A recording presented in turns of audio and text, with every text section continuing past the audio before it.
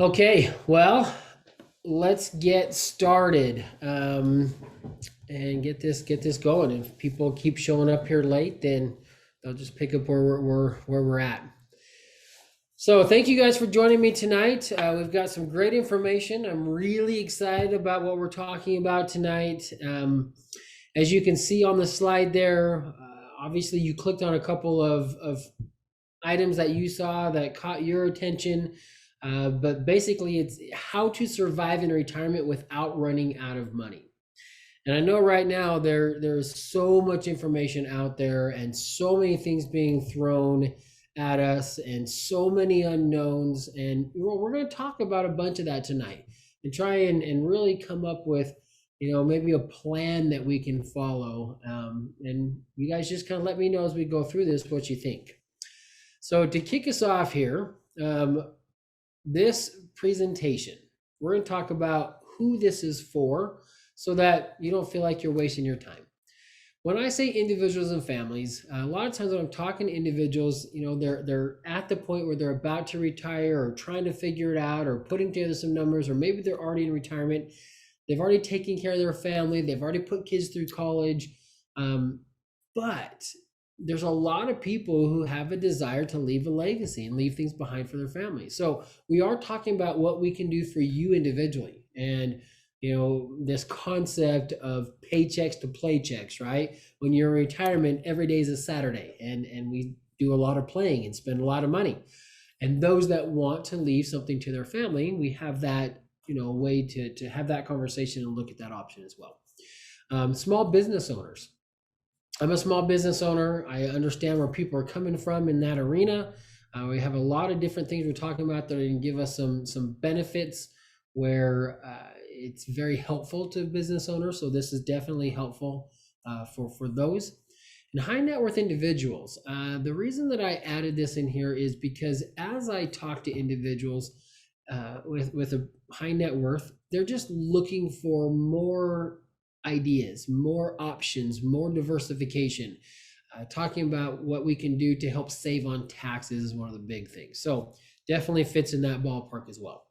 But who this presentation is not for? Well, this is not a get rich quick scheme. I am not giving you this overarching, amazing one thing. Let's just do this and let's make ourselves all millionaires, right?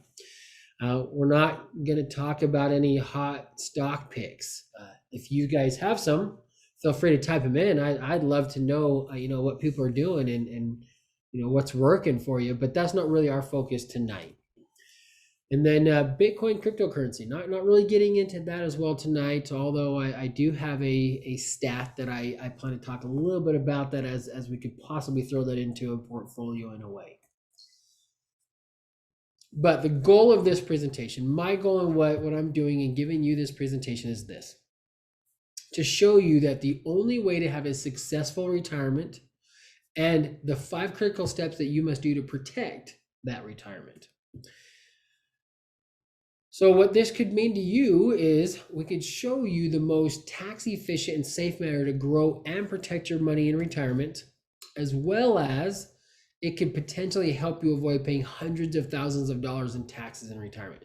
And now that may seem like a pretty bold statement that I'm making, and it is, but it's true. Taxes may be the most expensive expense, right? The biggest expense that you have in retirement. And if there's anything that we can do to try and avoid as much of those taxes as possible, I find that most people are looking for that information. So I'm hoping that is something that is on your mind in the sense of what we can do.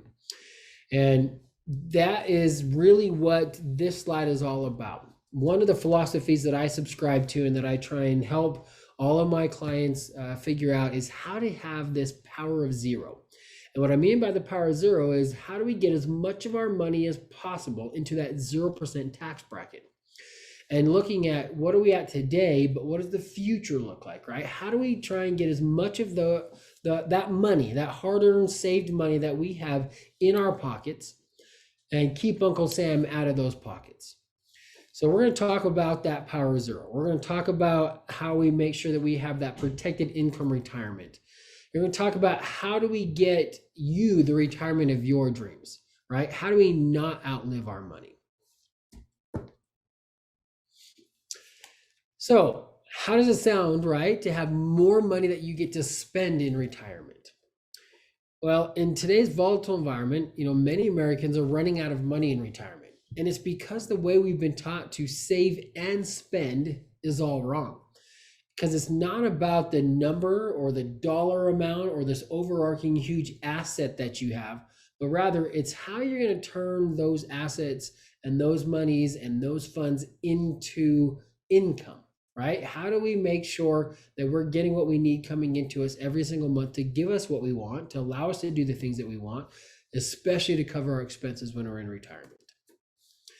So for staying to the end tonight, we are going to get you guys a couple of things. No commitment, no cost. We're just going to send these over to you guys, but you're going to want to see what these reports are all about and how we figure out this retirement income shortfall. You guys, it can make a huge difference in your future. And just having a blueprint and having an idea, this really paints a really good picture. We've had a lot of success and have a lot of people who have really, really loved these. So before I get started, I have to put the disclaimers in there, right? We are a Sue Happy Nation, and coming from a financial professionals arena, we have to be careful in what we're doing and what we're saying. So tonight, just so you know, I am not a CPA, I'm not a tax attorney, I'm not an accountant. So I'm giving financial information. I'm giving tax information. I'm giving education and information about how they work with your overall portfolio. But I'm not giving tax advice. I'm not giving financial advice, right? I can only do that if I'm licensed to do that and if I know your whole story. So we're going to do a lot of education tonight. But a little bit about me. Again, my name is Jason Berquist. I am in Salt Lake City, Utah. I am on my second marriage, and with that, we have 6 kids and 2 grandkids combined between us, and it's a pretty crazy household, pretty crazy lifestyle. When we got married, we had 5 kids at home between the ages of 5 and 12, and if you just add a few years to that, now we've just been raising teenagers forever. And honestly, I'm looking forward to the time when I get to probably be in most of your shoes and be an empty nester, but still have a couple of kids at home that are still in high school. But love spending time together. We've got a family all over the country, so I love when people let me know where they're from and where they're joining from. On a financial side, this is my website. Feel free to go and check me out and see my history. I have been in the financial services industry since 2000. So you can see me at jasonbfinancial.com. I have been teaching and educating and helping clients since 2000. So going on 21 years of doing this and seeing all sorts of market craziness up and down. I am independent. I am a wealth coach. I am a certified financial fiduciary. So for those who understand what a fiduciary is, that question gets asked a lot. Most people are fiduciaries inherently by just the umbrella from the license that they own. I've actually gone one step further and got certified, where I have to do continued education. I have to keep it up. I have to make sure that I'm always doing what is in the best interest of my clients, not just inherently by a license. But you can see my tagline there below my title of my website, helping you create the retirement of your dreams. And that's really what I want to do. I've taken these 21 years of all the different areas I've been. I've worked at Merrill Lynch.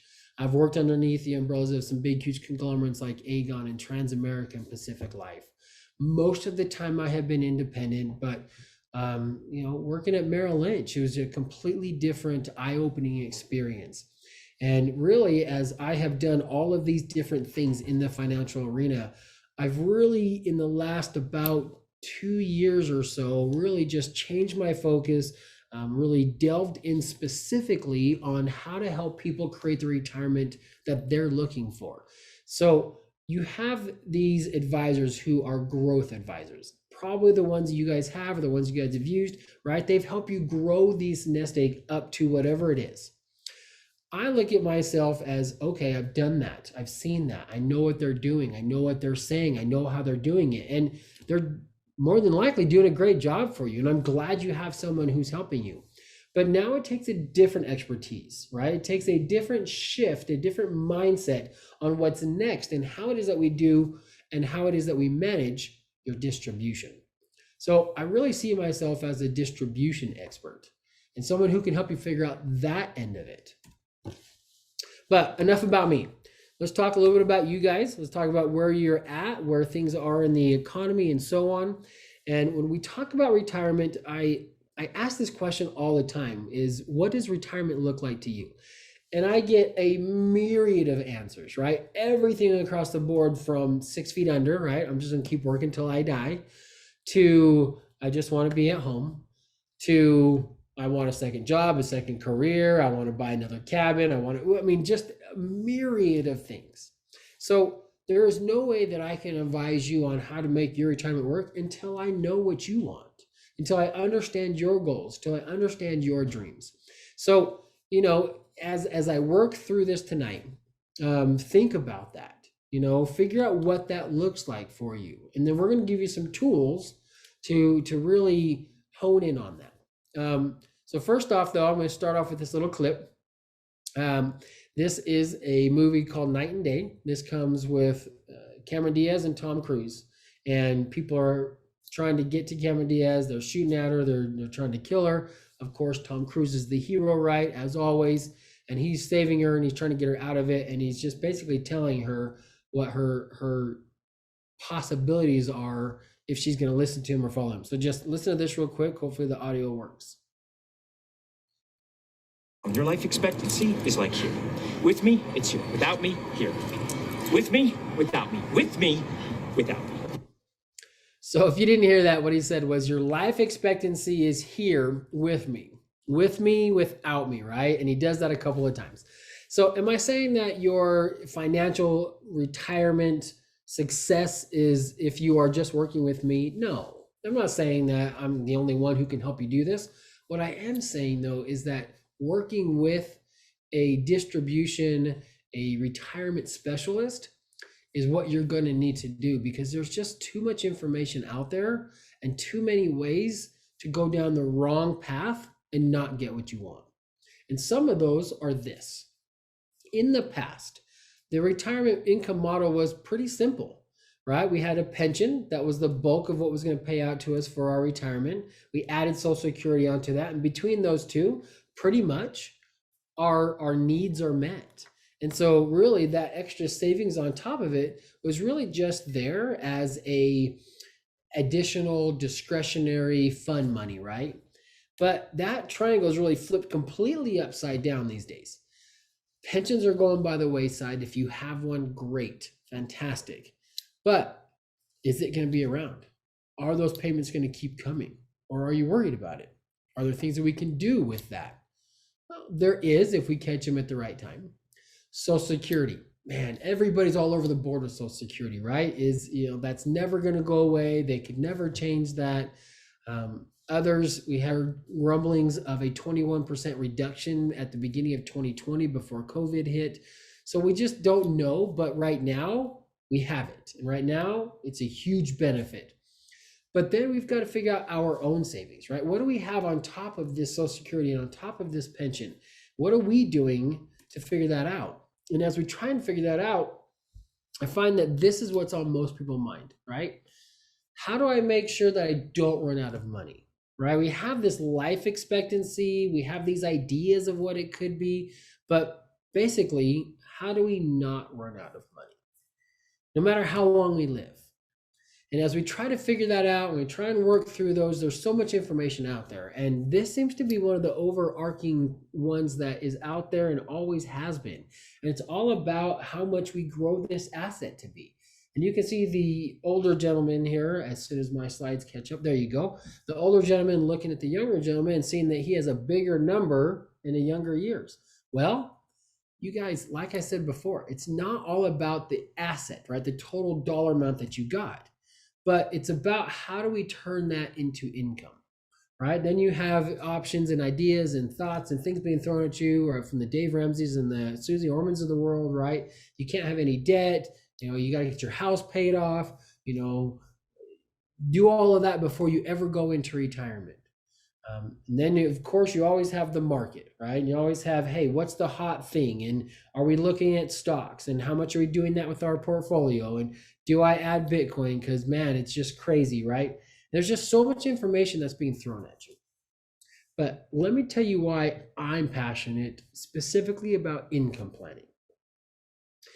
As I meet with people and as we go through everything that they have and everything that they're doing and what they have saved and the time that they have spent, and then they just kind of turn around and say, what's next? How do I make all this work? Well, let me tell you a quick story here. As I meet with everybody, people all over the country, all the time, everybody has a story, right? Good, bad, and different. What my parents did, what they didn't do, what my siblings are currently doing. There's just so much information. But what I'm focused on is this. How do we make sure that you have the income you need for as long as you live? And this story here on top, this is a client of mine that lives in Alaska. And as I was meeting with the husband and wife, this was November of 2019. They had done a great job. They had saved, they had planned, they have Social Security, they actually had a pension, all of these things. And they had a time frame. He said, Jason, I want to retire in April. So what do I need to do to get everything in order, all my ducks in order, make sure everything is the way I need it to be, so that come April, I can retire and I don't have to worry about funds for the rest of my life, me and my wife both, as long as both of us live. And so we started putting those things in order, and we tweaked a few things and we structured a few things and we made sure we knew where things were and so on. And we got a devastating phone call the next month in December of 2019. And Karen was calling to let me know that her husband had been killed in a head-on car accident. And, basically, just died right there on the spot. And of course, as devastating, as heartbroken as we all were, and the difficulties that she went through, one thing that she knew was that the financial side of things were set up. They had a plan. Not only did they have a plan and something, but she had so much she could fall back on. I knew what was going on. And even if she was in too much of an emotional mess to be able to do things or take care of things, she could always just reach out and say, hey, can you help me with this or take care of that, until I get back to it? Or do we need to take care of this right now? And, it just made it so much simpler where she could take her time and she could grieve. And, that's not always the case. We have the exact opposite story like that happens on a regular basis. And, it's worrisome, and it's hard to figure out, how it is that we help people make those plans. But it's up to you to make that plan, right? We can't just have this mentality where we stick our head in the sand like an ostrich and hope it works out. So tonight, there's a whole bunch of risk factors on this screen, but we're really just going to focus on 4 key factors right now. And the first one is the stock market, right? All the volatility and all the ups and downs that come with having money in the market. Inflation, right? How do we make sure that our same dollar amount today is still giving us the same buying power in 10, 15, 20, 30, 40 years from now? Just in this last, 2.5 weeks, 3 weeks, we've watched the price of gas just skyrocket once again, right? The inflation is something we have to worry about. Now, income taxes, I said earlier, that may be the biggest expense that you have in your retirement. And we're going to talk quite a bit about that tonight. And then longevity is just the multiplier, right? The longer we live, the more all of these things come into play. So we have to have a plan that's going to take care of all of these things. So tonight we're going to talk about how we could possibly put together a plan like that. What do those steps look like? How is it that we make sure that we have the right things in place? Because remember, it's not about how much you save. It's about how much you get to spend, right? Isn't that right? It's how much do I get to spend in retirement? I've worked all these years. I've saved. I've done my part. Now I want to be able to go do the things that I want to do. So a reminder that the only way for a successful retirement is through an income plan. But that income plan needs to make sure that we're protected from those 4 key risks. So as we go through this retirement framework, right, point A to point B, we know there's going to be juts in the road, and we're going to have to be able to, move through this. And as we do that, there's a lot of moving parts, and we want to be able to say, hey, I want to be able to spend confidently regardless of the economy.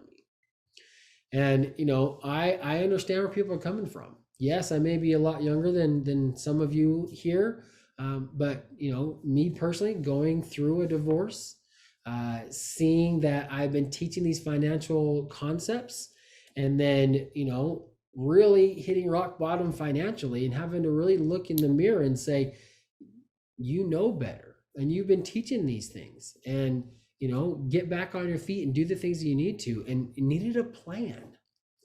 And these past 10, 11 years have been fantastic because I've had a plan and I've stuck to the plan. So what are we going to do? Well, first, we've got to identify where we're at. We've got to create a baseline. We got to know where we're starting from. And I use this as the example. I'm sure that everybody has a junk drawer in their house. And in that junk drawer, if you look at it, it looks like it's a mess, right?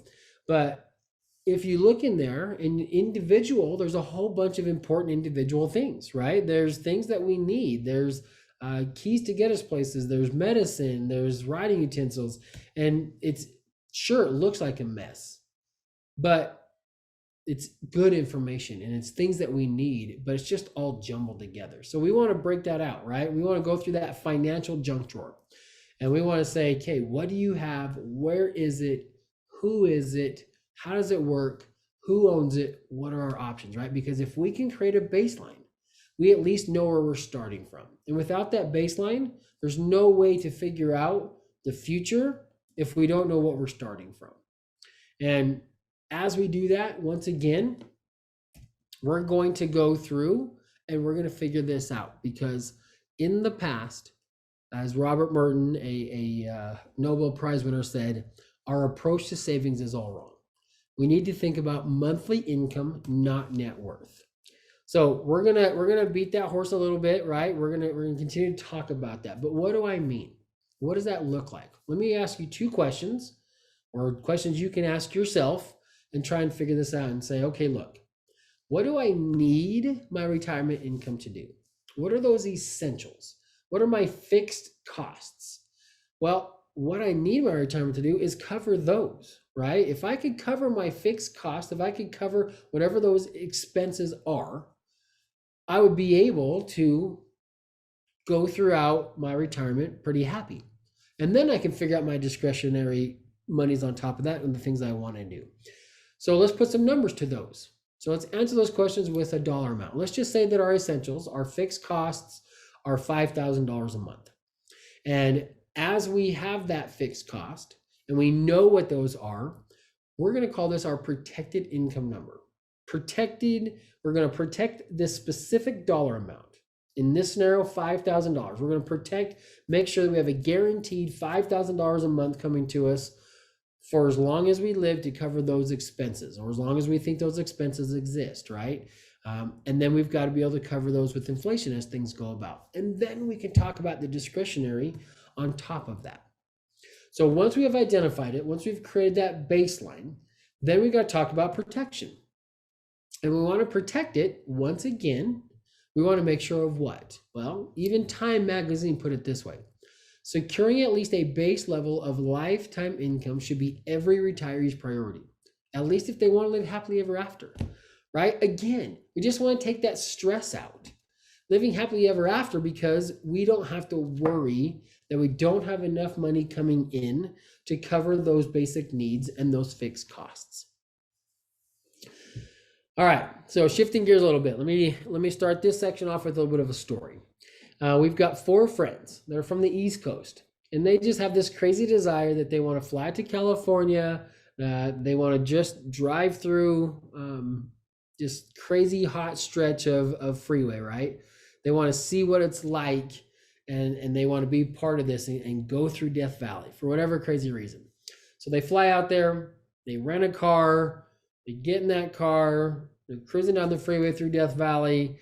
They can see that the heat outside and the temperature gauge of the car, right? It's 130 degrees outside, but their music is on, the air conditioning is flowing, the radio's blasting, they're having a lot of fun, they're jamming out. until they see a sign. And they see a sign that says 115 miles to the next gas station. And they look down and they realize that they're below a quarter tank of gas.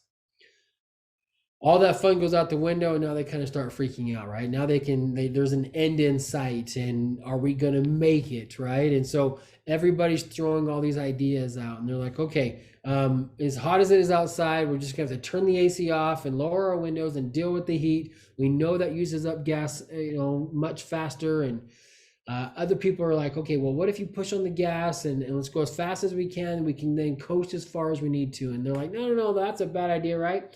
We need to maintain a specific RPM so that we can get the best gas mileage possible. But they're just throwing these ideas out, right? They're not sure. There wasn't a plan. They didn't realize where they were and how far was the gas station.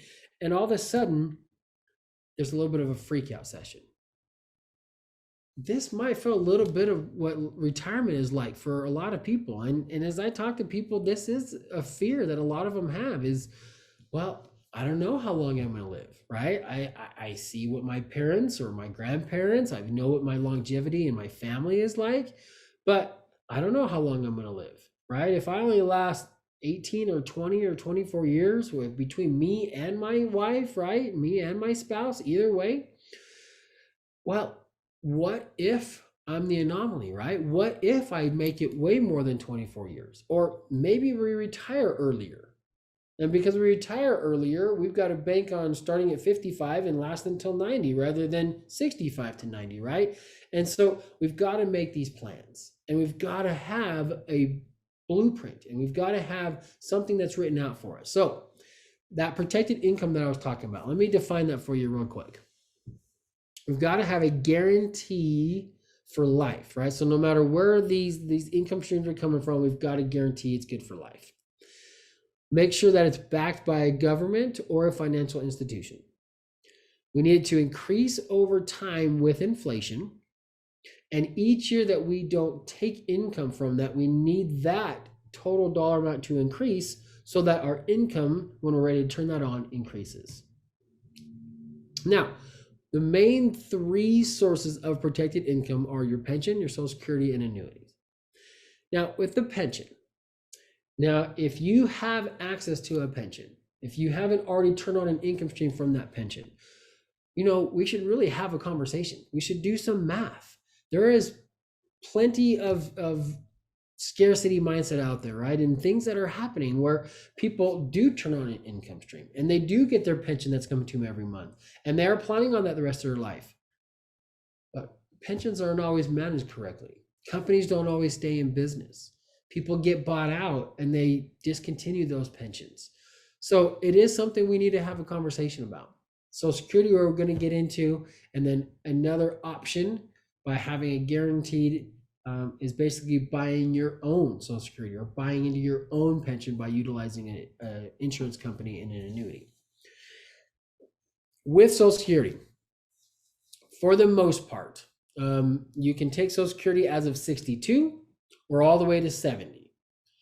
There's like 567 different ways to figure out distributions on Social Security between you and a spouse and a widow and a divorcee and so on. There's so much information, and to be able to do Social Security right can make a huge difference in your overall income for life. One awesome thing about it is what it's going to be, right? You can look up your Social Security statement anytime you want. It's going to tell you what is my amount at 62, what is my amount at full retirement age, this FRA on here. And that full retirement age will be anywhere between 66 and 67, depending on when you were born, or what it's going to be when I'm 70. And they don't show you any other number past that because it doesn't matter. That's the longest you can wait. But what's great about it is every year you wait, you get an 8% increase. If I told you right now that I could get you a guaranteed 8% increase on your money every single year, regardless of the economy, regardless of the market, I'm sure that I wouldn't be needing to do these webinars because I would have so many people coming to me and saying, get me that guarantee. I'll take an 8% guarantee all day, right? Especially if it's compounding like this. But that doesn't really exist out there. But in Social Security, we know that we get a guaranteed 8% increase every single year that we don't take it. If we do take it early, yeah, there's a tiny little increases that come, right? They don't even keep up with inflation because cost of living increases on your Social Security are like 1, maybe 2%, some years none at all. And the inflation that we have in the United States is usually somewhere between 2 and 3%. So by taking Social Security early, you may be shooting yourself in the foot. Now, am I saying that everybody should wait till they're 70? No. One, I don't know your situation. Two, that's not always the case. I have plenty of prospects and clients that I'm talking to and working with where we do take Social Security at 62 or 66 or 68. And that 8% increase every single year, that happens on a monthly basis. So it's not like we have $1 amount we're gonna get at 62 and another dollar amount that we're gonna get at 66. Anywhere in between there, that increase is still happening for you. So we can do some math and we can figure that out. And we can figure out between you and your spouse, when does it make the most sense for each of you to take it? But if you look at this screen and we use the numbers from the previous screen, if you took it at 62, which tends to be most people out there, if you took it at 62 and you lived to 95, 864,000 and change. If you took it at 70 and still only lived to 95, right? So we took it 8 years later. So 8 years less of that income coming in, almost $400,000 more. Well, of course I should wait till I'm 70. Well, if you can, usually that is the highest returning income that you're going to get. But that's not always the case. Like I said, I have plenty of clients who we do discuss it and we do take it before that. So what is Social Security meant to do? Well, straight from Social Security's website, straight from SSA.gov, you can go there and you can see this right there. Social Security benefits are not intended to be your only income source when you retire. On average, Social Security replaces about 40% of your annual pre-retirement earnings. So if you're used to living off $100,000 a year, Social Security is probably going to give you right around $40,000 a year. So you've got to come up with other ways to make up that difference in what you want to do. And there is some caveats that we have to work with. So thirdly, what is an annuity? And don't jump off here because you've heard annuities are not the way to go and you don't want it, because look, an annuity is a personal Social Security-like stream of guaranteed income from a top-rated insurance company. And if you're telling that you don't like annuities, well, when you get that Social Security check, you should send it back and tell the government that you don't like annuities and so you don't want that annuity payment.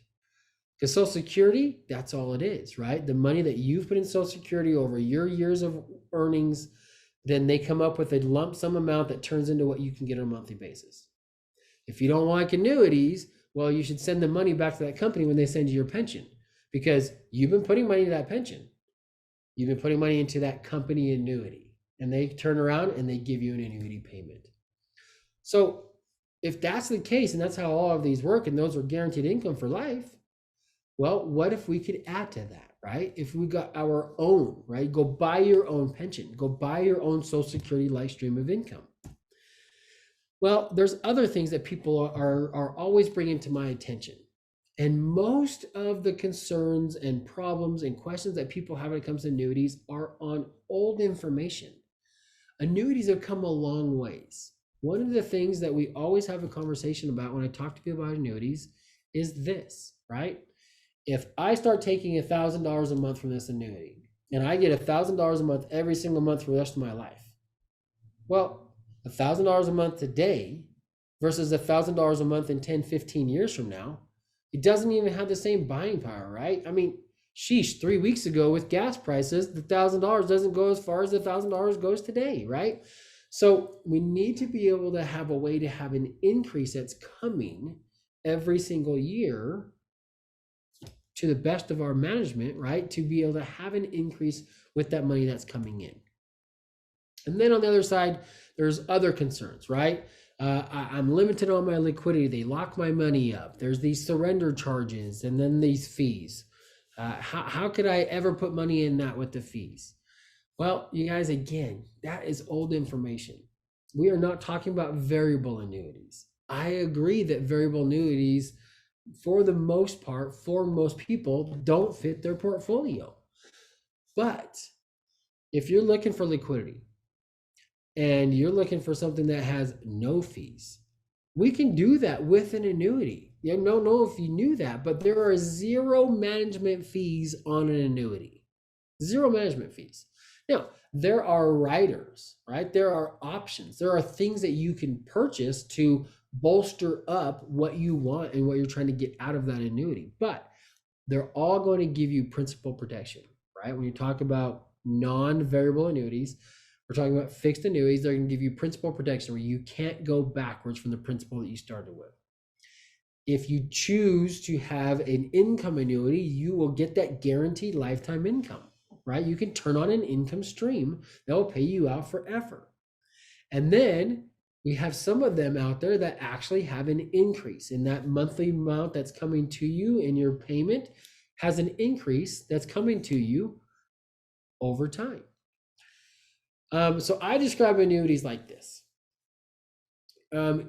Like computers, there's a lot of different computer companies out there and they keep getting better, and the competition is actually driving more and more product, or the competition is driving better and better service and options, right? That's the way that annuities are. There are a lot of annuity companies, a lot of insurance companies, and that's a good thing, because more and more products come out and they keep doing better and they try and do better than each other, and so they come up with better and better products. I'm independent. I sit in the middle. I'm just a broker, right? So as we look for what's out there, I have access to all of these different options. So if there's something that you do or don't like, by all means, let's talk about it, because we can just do something different. Okay, so now, third, here comes our tax conversation, right? We need to minimize the amount of income taxes that we're paying. So I'm going to tell it to you this way in a little story. And, I would love for you guys to answer in the chat. I know there's no way to have a verbal interaction, but if you could type some answers into the chat here, I've got a couple questions for you. So you go to the bank and you need $50,000. And you say to your banker, hey, we just need to borrow $50,000. And he says, oh, great. You guys have been good clients here. You guys have money in the bank. And he writes you a $50,000 check and he just hands it to you and says, here you go. I'll see you guys when you guys come back in. It's great. Are you just taking that check and walking out the door with it? Or do you have some questions? What are you asking? Type some responses in here real quick, right? And kind of see what's going through your mind, right? I mean, you didn't sign any contracts. They just gave you the money.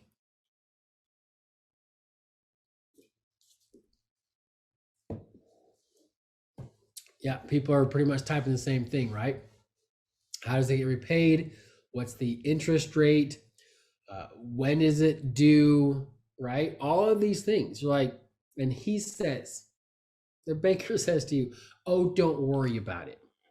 When we're ready to call on that money, we will just get a hold of you then. And at that point, this is what we're going to ask for.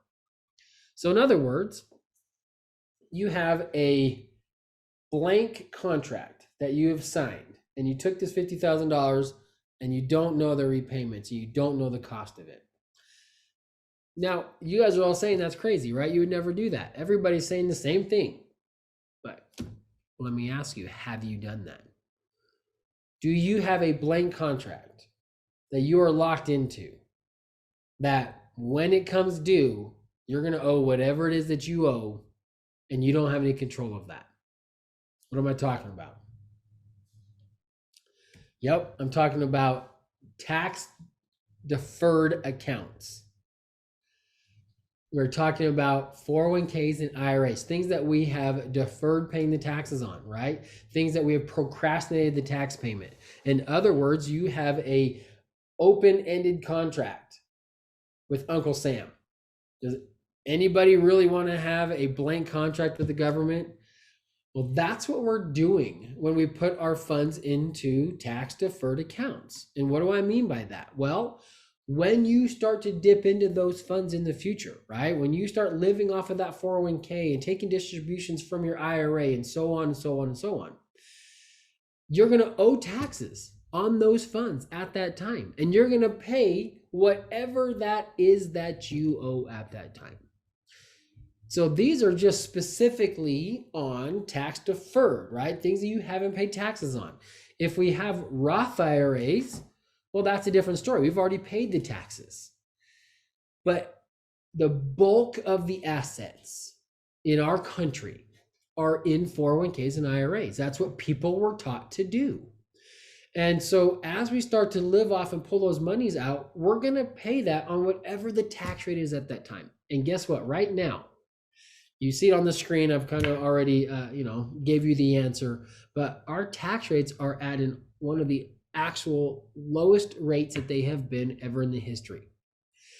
And that's kind of crazy to think of, because if you ask people, everybody still thinks we're paying a lot of taxes, right? But right now, we have some tax breaks going on. And Trump instituted the Tax Cuts and Jobs Act at the beginning of 2018. And you can see that we lowered those top marginal tax brackets. Right now, the highest marginal tax bracket is 37%. Most people are sitting in that, used to be 15, 25, 28. Right now, we are dropped down. Most people are in that 22 to 24% tax bracket. This is just federal, right? You can add your own state into it. But the problem is, if we don't take advantage of these low tax brackets, they're going to go back up. If nothing changes, and it could, right? Biden could extend this, but right now, if nothing changes, this is going to end at the end of 2025. And so we have a tax increase coming on a date that we know, January 1st, 2026. And even if Biden does extend this, great. He is talking about extending it. And if he extends it another 5 years, great. Either way, it's coming to an end. And I think 99.9% of people I talk to all believe taxes are going up. And so when that happens, we are going to owe more money on what we had, right? If we had saved up $1 million, but we have to pay taxes on that. If taxes are 25%, well, we only have $750,000. If we saved up that same $1 million, but taxes go up to 50%, that same $1 million only pays us out $500,000. We've got to figure out how to not pay those taxes, the least amount possible. And that mindset has got to be shifted. Again, most people have their money in those 401k, in those IRA, in those tax deferred accounts for the most part in our country. And we had been taught for years and years and years, because we'll be in a lower tax bracket in retirement. But I'm not sure why people thought that was the case. As I talk to people, whatever they were making when they were working is still the same amount of money they want coming in when they're retired. Like I said earlier, paychecks to playchecks, right? Now they want to play. They still want that same amount of money coming in. And so if you still have that same amount of money coming in form of income, right? You're pulling money from things that haven't been taxed. Well, you don't have the deduction of your mortgage interest if your home is paid off. Whether your kids live at home with you or not, it doesn't really matter, right? You don't get that exemption. You don't have that deduction. And in the past, right, if you had earned income and you were putting money in again to those tax deferred accounts, that was a deduction for you in that year. But now we're reaping the benefits, or the scary rewards, or however you want to look at it, right? So we've got to figure it out, right? Where are those buckets? What are those accounts? What do we do? I want the least amount of taxes possible. And we've got comments over here that we've got a big Roth IRA transition that has happened, and that's what they've built in. That's fantastic, because that's one of the tax-free buckets. We get a chance to say, hey, instead of deferring my taxes, sure, I get the tax break today. But when I start pulling those monies out in the future, whatever that contract is, right, I'm going to owe on it. So if we can get into tax-free. So Roth IRA is what we're going to start with. That's the one that most people are familiar with. That's the one that most people have seen. So a Roth IRA is a tax advantage individual retirement account that has no income tax on withdrawals. So if you were to put $100,000, $200,000 into a Roth IRA, and that thing doubles or triples or quadruples, right? It doesn't really matter. If we can turn 200,000 into $1 million, it doesn't really matter, right? When you start pulling that money out, it's not taxed. But we've got some restrictions with a Roth IRA. If you're trying to contribute to it, if you are 49 or younger, you can only put in $6,000 per person per year. And then you hit 50 and you get this catch up, right? You get to put more money into it because you're getting close to retirement. Now you're like, oh, I got to focus on it. They only up it by $1,000. So now you can put in $7,000 per person per year. But if you make too much money, you don't even get the option of using that Roth IRA. The people that need it the most, and now you're like, oh, sorry, you don't get to do it. So we've got to look at other ways. Here's one really, really awesome one. And you see the word insurance on the screen. Give me a second, okay? A IUL, an Index Universal Life. This is a cash value life insurance plan, but it works like a Roth on steroids. It's a supersized Roth, right? It's a Roth IRA-like account that has a combination of tax-deferred growth, tax-free distribution, and tax-free wealth transfer. So you can pass all of these funds on to your beneficiaries in your family in the future, and nobody's having to pay taxes on it.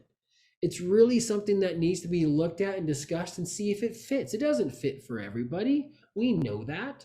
But it's a piece of the puzzle that a lot of people are unfamiliar with and haven't put into practice. So the I in that IUL stands for indexing, right? Indexed Universal Life. And in indexed investing can be done in many ways. It can be done through a life insurance plan. It can be done through an annuity. It can be done on your own through your Vanguard account, right? You can invest in index funds. All that really is saying is that, hey, if I can get a fixed indexed, that means that when the market is down, I don't lose my principal. When the market goes up, I get to participate in a percentage of those upside gains. So I'm not going to get everything when the market went up, but guess what? I don't lose anything when the market goes down. Talk about peace of mind, right? You don't have to worry about it. It'd be amazing to say, okay, when the market goes down, I don't lose anything. When the market goes back up, yeah, I only get a certain percentage of it. Think of it this way. Would you rather get 10% of 100,000? Or if the market crashes and your 100,000 drops to 70,000, would you rather get 30% of 70 versus 10% of 100? Do the math, right? We can see what happened in 2020. We can see what happened, in our past. Now, you may be saying, okay, but I've never heard of this IUL thing, Jason. How come I haven't heard of it if it's so great? Well, it's been around a long time. Disney used cash value life insurance as part of a way to borrow and use that as collateral to get the funds that they needed to help them get through difficult financial times. Another way it's used is in a comp plan. You may or may not be a college football fan. You may or may not like Jim Harbaugh. You may or may not care that I'm talking about a football coach. But either way, he's one of the highest paid, regardless of how good he is and the record they've had since he took over. He's one of the highest paid coaches in college football. But part of that package is using a cash value life insurance plan as a deferred comp plan for him. So again, they're just examples to show you that they're used all over the place. But why haven't we heard about it?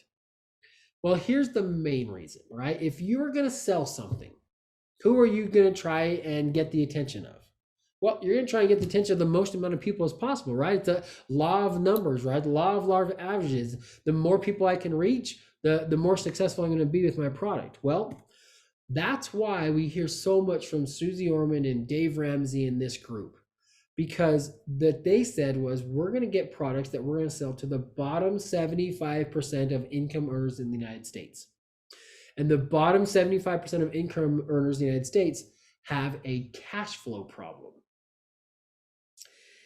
The top 25% earners in the United States have a tax problem. But we're not hearing as much about that because we're a smaller group, right? Well, maybe you're thinking, well, good. The top 25% of income earners in the United States should pay this 86%, right? 86% of all the taxes our government collects comes from this top 25% of the income earners. Again, you may be saying, okay, good. I just had this conversation with a buddy of mine at lunch today. And he's like, oh, okay. I said, now let me ask you a question. What puts you in the top 25% income earners in the United States? And his guess was 200,000. So I'd be in the top 25% income earners in the United States if I made $200,000 household combined income. Anybody else have any guesses over here? Look at this. If you have a household net gross combined adjusted gross income of $83,682,000 or more, that's going to put you in the top 25% of income earners in the United States. And you're now in that bracket where you're paying 86% of the taxes that the government's collecting. The top 10% earners only bumps up to 145,000. So when he gave me his answer to be in the top 25 being 100,000, I was like, no, you're not even, 200,000, you're not even close. The top 10% income earners are at 145. So there's a lot to be said. This is another thing, and I don't want to get on a tangent, and I don't want to spend a lot of time here, but we can come back to this. If you guys have questions, you guys have thoughts, you guys have concerns, feel free to put them in the Q&A for later, put them in the chat. We're going to address them here at the end. But do you know that your Social Security income can be taxed? Do you know how? Do you know what causes it to be taxed? Do you know that it could be 100% tax-free? 50% if you count as income and have to pay tax on it, or 85% can be counted. Does that sound like double taxation? Well, yeah, it does, right? I pay taxes, which caused me to be able to have my Social Security, and now I'm getting Social Security and I'm paying taxes on it? Yes. So we've got to work through options that give us the ability to have 100% of our 100% of our Social Security income coming in with no taxes. Okay. We beat that one up. We can come back to that one here. When we look at investing and we look at how the stock market is done, and we look at what those averages are, and we think to ourselves, well, I should be able to do better, right? I should be able to do better than the stock market does. But if you look at this, our average investor never has. 30 years, 10 years, 1 year, we're not doing better. And why is that? Sure, there's people. Sure, there's always individuals who are doing better, right? But overall as a whole. And it's because investing in the stock market is very emotional. And when the stocks are going up, we're like, hey, I need to get in that. I need to get a part of that, right? And so I'm going to buy into that. But when the stocks are dropping, we're like, oh, I can't watch my money do this, right? I can't watch it go down. I've got to get out. And so we pull our money out. And then the market gets hot again, and you're like, oh, okay, I'm going to miss it again. I got to get back in. And we just do this cycle over and over again. And we mentally know, right? We know this phrase, buy low, sell high. Everybody knows this phrase. Why can't we do it? Well, there's a lot of reasons, right? But emotionally, it's very difficult, right? And so trying to get in and get out. But when things are on sale outside, right, at the store, that's when we stock up. Now, when you look at the economy, there's a lot of really good years. And you would think that the smaller, shorter, lesser down markets, those bear markets, those negative years, wouldn't be as big of an effect as how many good, long-lasting years we have. But look at this. If you had $100,000 in the market, and when I say that, right, that could be in your 401k, that could be in your IRA, that could just be in a stock bond portfolio. If you had $100,000 that was roughly matching what the S&P 500 was doing at the early 2000s, and let's just say you didn't add any more money to that, and you didn't take any money out, you had $100,000 there. 12 and a half years later, you still have $100,000, because $100,000 is just in this, right? for 12 and a half years. You're getting excited that your money was all coming back and you're going to get ahead. And then that crash hit again in 2008.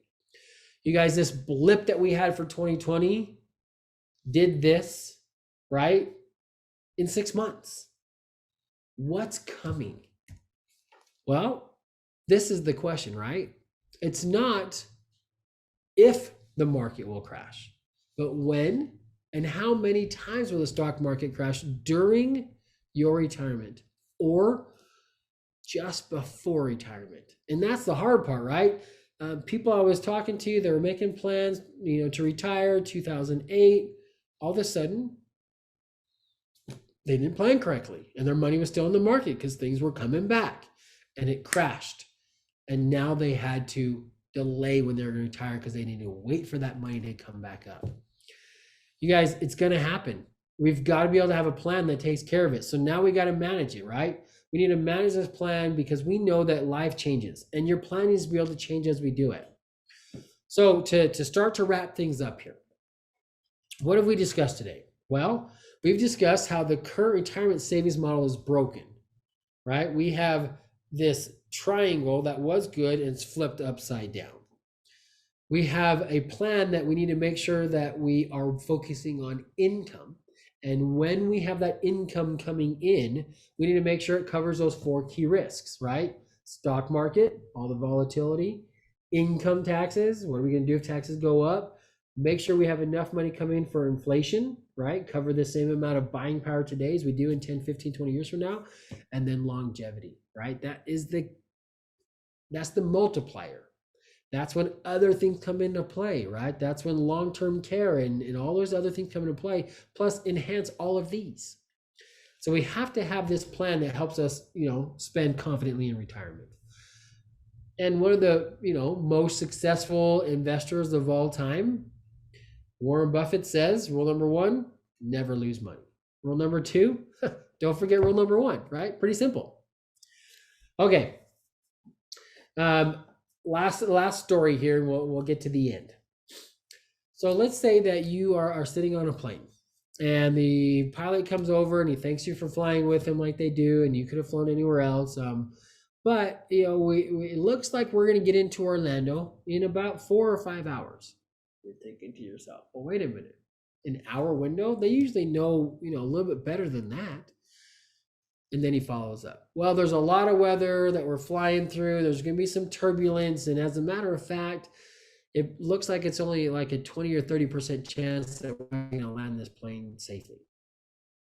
And you're like, what did he say? There's only a 20 or 30% chance we're going to land this safely. So there's a 70 or 80% chance we're going to crash. Are you just like, oh, okay, no problem. The pilot knows what he's doing. We're good. No, of course not, right? We're ripping that seatbelt off. We're running off that plane. We don't care if we get our money back. I'm not taking that kind of chance. Well, are we taking that chance with our retirement? Do you know how long your money's going to last? Do you have a plan that's going to tell you, hey, this is what I'm missing. This is what I need to tweak. This is what I need to change in order to get the results I want. That's what this is going to do for you guys. So we want everybody to go and get these documents. We're going to email them to you. We're going to do all of that. But for you to get signed up for these documents, just go to shortfallanalysis.com. When you go to that website, you're going to see this asking for a code. That code is pretty simple. Just type in my name. It's just Jason. And Todd's going to type it in the chat over here for you guys as well. What this report is going to do for you. And again, we're going to give this to you totally for free. Do with it what you want. But this will give you an idea of if we're missing something. So let me show you real quick what's involved in this. It's going to give you a success score. It's going to give you that percentage, right? Whether that pilot is saying that you have a 20 or 30% chance of landing it safely, right? So you have a 70 or 80% chance of dying. Well, we're going to look at that score and say, what's the percentage of us running out of money? The yearly breakdowns, see where those income shortfalls are, and then show you the recommendations, show you how we actually going to enhance that score. So here's the example of what that looks like. So if we take a couple, 52, 55 years old, they're currently making $150,000 a year, right? They're the top 10% of the income earners in the country. They still want to keep that same amount of money almost coming in retirement. They want to have $120,000 coming in. They've put away $1 million into their investable assets. They're still contributing $30,000 a year to that. Well, as we sat down and looked at it, we said, okay, you're nearing retirement, and currently Social Security is the only guaranteed income source that you have. It's the only one that's guaranteed. So if we repositioned about $300,000 of that, we put that into a fixed indexed annuity, we're going to give you some more and another guarantee. And on top of that guarantee, we're going to give you a way to have another source of guaranteed income coming into you as long as you live. And then also we're saying, wait, all of your assets are in taxable and tax deferred buckets. You're not utilizing any of the tax-free resources that are out there. So rather than adding another $30,000 a year to your 401k IRAs, if we shift that and we start putting that into an index universal life policy, a cash value life insurance policy, I like to refer to them as LIRPs, right? A life insurance retirement plan. That's going to redirect that money that you're putting in on an annual basis into something that's going to give you, again, tax-free income and the ability to take that for life. And then on top of that, their current scenario is 100% of everything that they were doing, their $1 million and all they were adding to it was all had this exposure to stock market, right? It was all in the market one way or another, and you're dealing with all these ups and downs. So we said, hey, we need to, again, let's establish how we make sure that you have guarantees, because if you need a guaranteed amount coming in to cover your expenses, but it's based on whether the market does good or bad, we're going to lose out here. And this is what's awesome. I love the way that this is structured, and you guys are all going to get your score and be able to see this and say, hey, on this dial of, am I going to run out of money or not? If I keep doing what I'm doing in my current scenario, I have about a 41% chance of making it to the average life age and still having money in my pocket. So I have about a 60% chance that I'm going to run out of money. If I live 10 years longer than that, look at that next line there below there, it drops to 26%. So now I have basically a 75% chance that I'm going to run out of money if I live just 10 years longer than that average lifespan. But just by doing some of those changes, right? Not coming with anything new, not adding any new money, just using what you're currently doing, but tweaking it, right? And doing a couple other things. And if we do these things that are recommended through this report that you will see, we bump that score up. Basically, you're guaranteed to never run out of money. And it doesn't matter how long you live, because if you look at your probability, if you live 10 years longer, it doesn't change, right? It doesn't change because it's guaranteed. It's guaranteed for life. Now, we've got to be very cognizant of what's coming. This is from David Walker. He was the federal comptroller, basically the head CPA for our country underneath two different presidents. And he said this years ago, that we are heading into a future where we'll have to double federal taxes or cut federal spending by 60%. And what I mean by cut federal spending? Social Security, Medicare. We've got to be watching out. So again, this report, go to that website, put in that code so we can get the information, no obligation, right? You can take this report, take it back to your advisor if you want. Now, of course, I'm hoping that you will sit with us, that we brought you enough value, that, you know, that expertise that I talked about, that I've shifted my expertise in my practice to saying I'm a distribution expert, right? All the kudos into the world to you or the advisor you use to help you grow your funds. But now we need a different way to work our way down. So when you go to that website and you put in that code, you're going to see that it doesn't send you the report, right? We've got to gather some information in order to create this report. So it's actually taking you to my calendar. When it takes you to that calendar, we have that set up in one of two ways. If you're like, yeah, that's great, you know, let's get together, let's create that baseline, let's gather that information, let's fill these documents out. Great, we can do that together. If you just want us to send you those documents and you fill those documents out on your own and send them back to us, and then we can create an appointment where we actually go through that report together. Because if you can send me all that documentation up front, and Todd, who's been chatting on here, he's also there. He's going to help. He's going to get you the documents. He's going to help you get a time set up. He'll help explain those documents if you want help filling them out. If you just want to fill them out and send them back to us, then we can get you that report. And then the meeting that we do is actually going through that report. Either way you want to do it, right? We're fine either way. You're going to see this retirement lifestyle bonus worksheet too.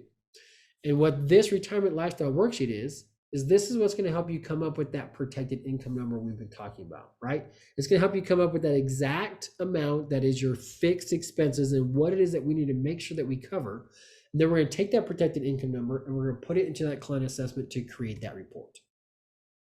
So between these two, right, we're going to be able to get you the report that's going to give you all this information, that's going to give you a plan, it's going to give you an outlook, it's going to give you a blueprint, it's going to give you what that future is looking like. Now, I'm going to throw these out here because I always get these questions, right? What if I already work with an advisor? Like I said, there's no obligation here. You can take this report and go take it to your advisor. Again, I hope that I've built enough value and you guys can see what we're talking about, and that advisor probably has a different way of doing things, and he's focused on, again, growing your assets.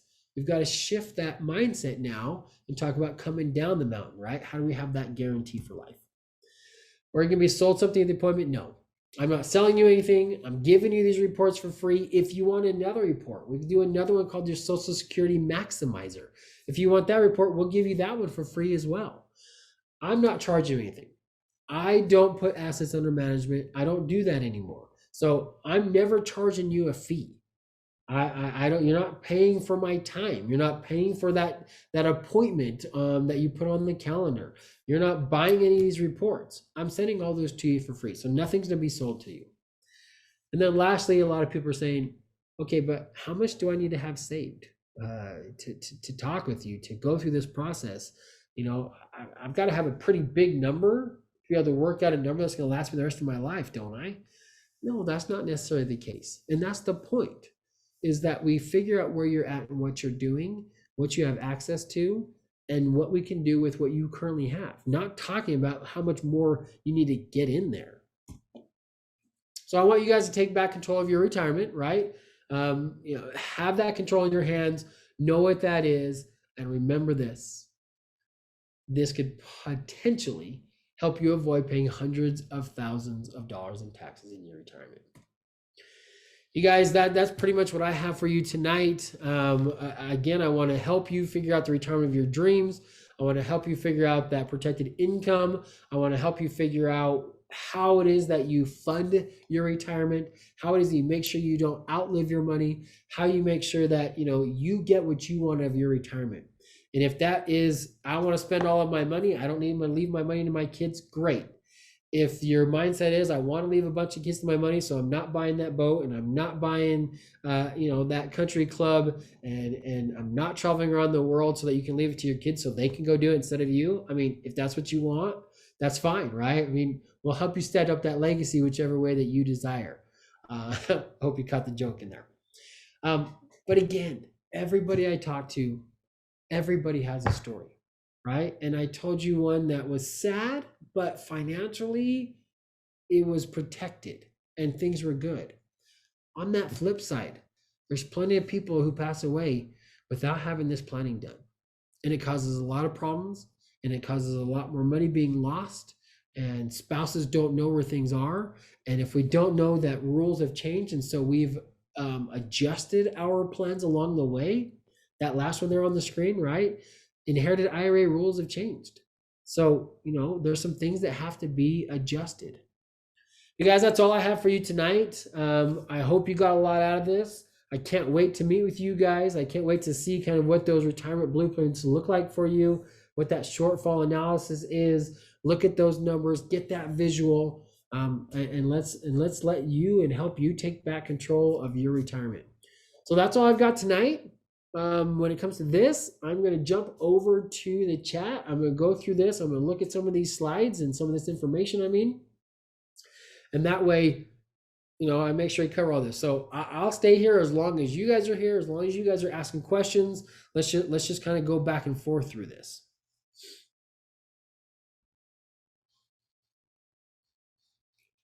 All right, let's switch to me. Okay, let's see what questions we have here. Todd, I didn't see anything on the Q&A, so I think it's just what's in the chat if I'm not mistaken. All right, Social Security, investment accounts, 401ks, Roth. Okay, good one.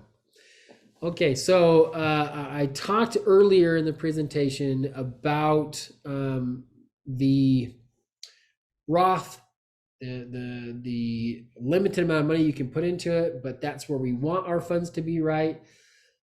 Because that gives us the tax-free in the future. So how do we get that kind of money in there if we can only put in $7,000 per year?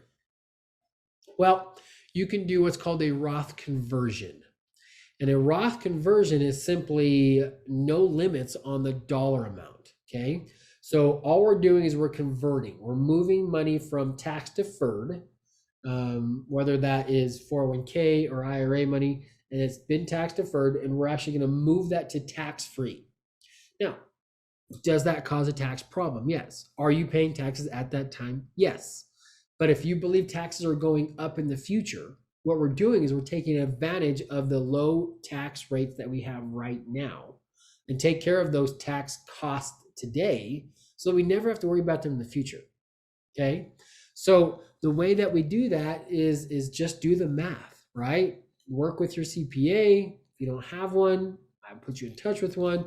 We'll make sure that we do the math and that we make sure that we max out those tax brackets each year and try to take advantage of when we can keep the tax rates low, right? So if we do know, or we do think that these taxes are going to increase come January 1st of 2026, right? We have a window of a next 5 years for us to do some of these Roth conversions.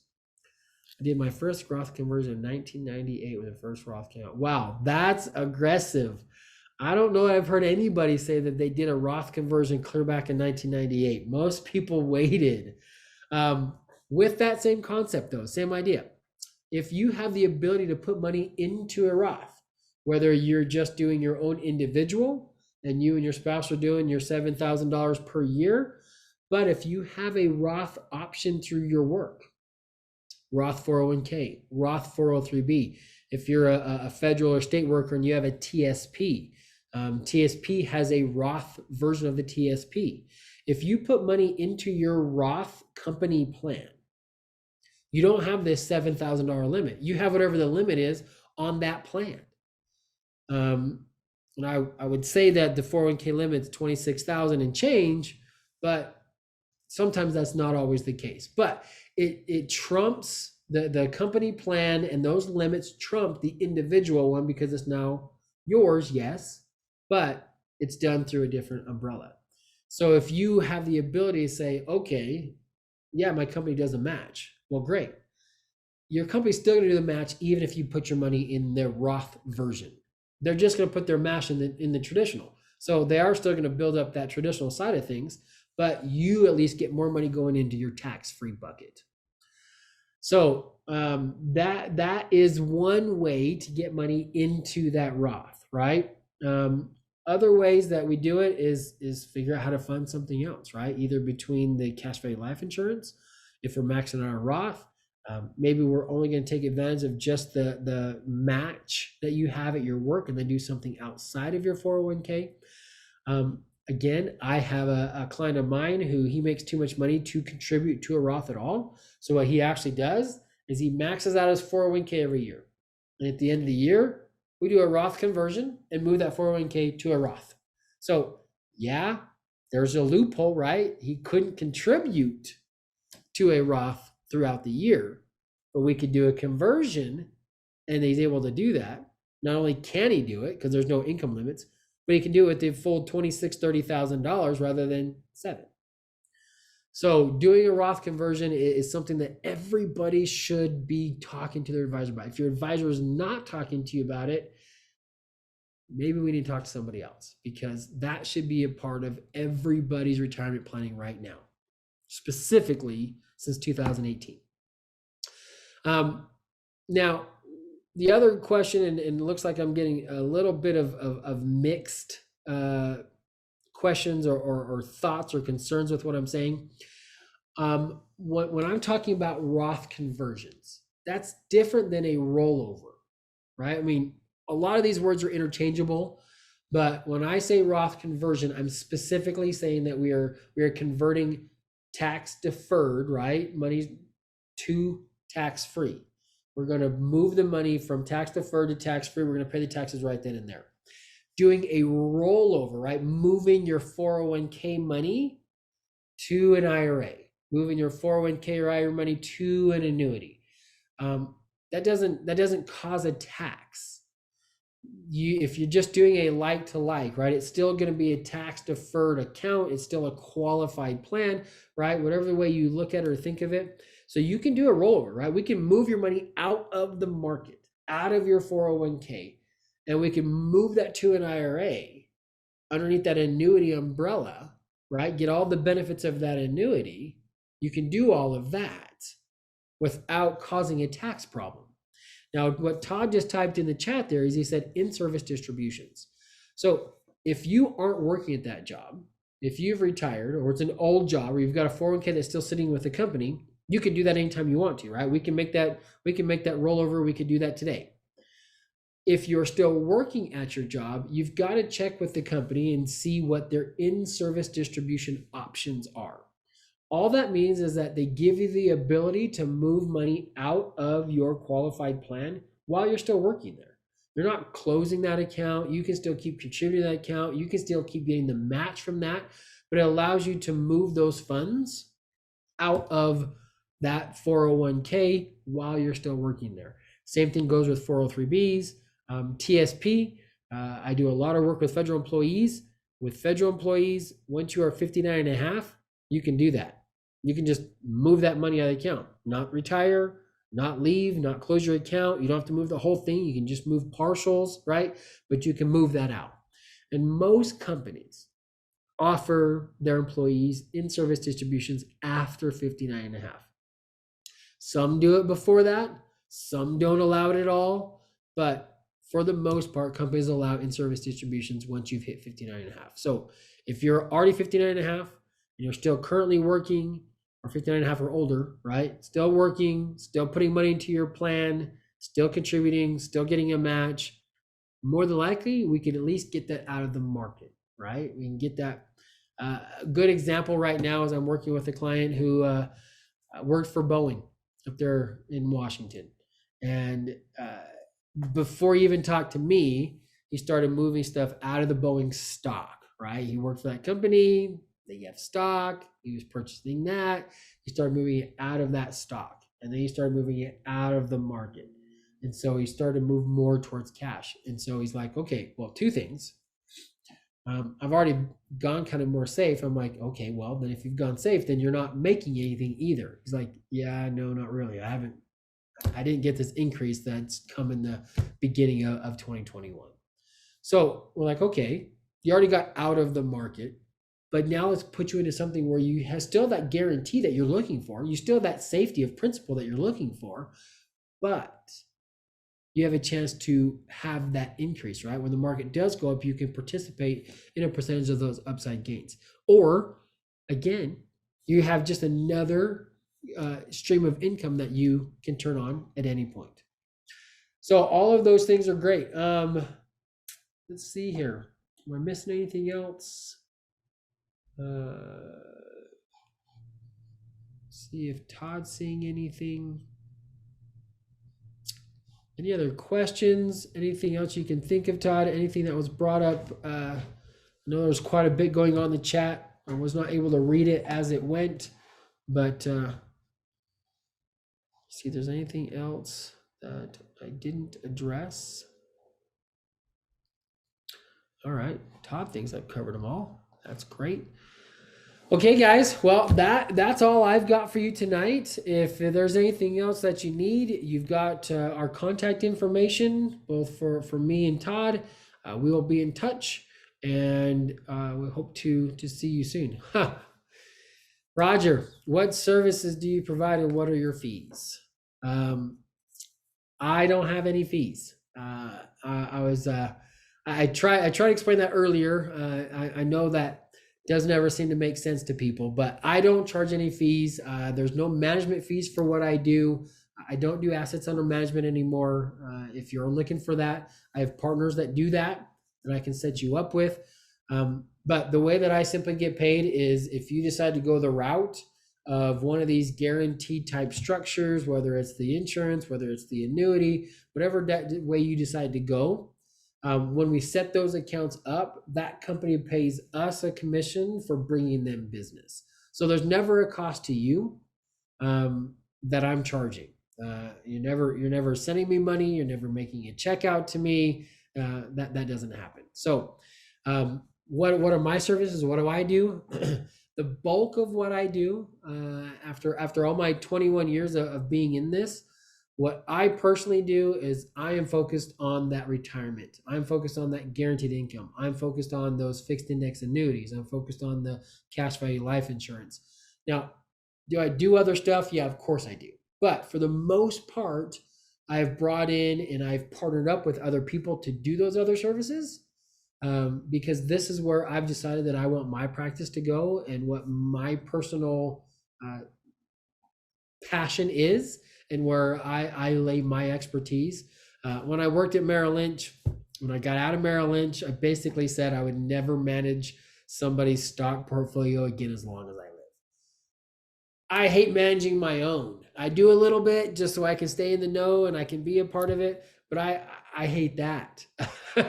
So I just learned that you could always have done better, and I don't like that. I don't like having conversations with people when things aren't good. I mean, I can give you all the same phrases and all the same comments that everybody gives, but I would rather deal in guarantees. So that's where my focus is. There are some other specialty things in there with premium finance and a different way to leverage money.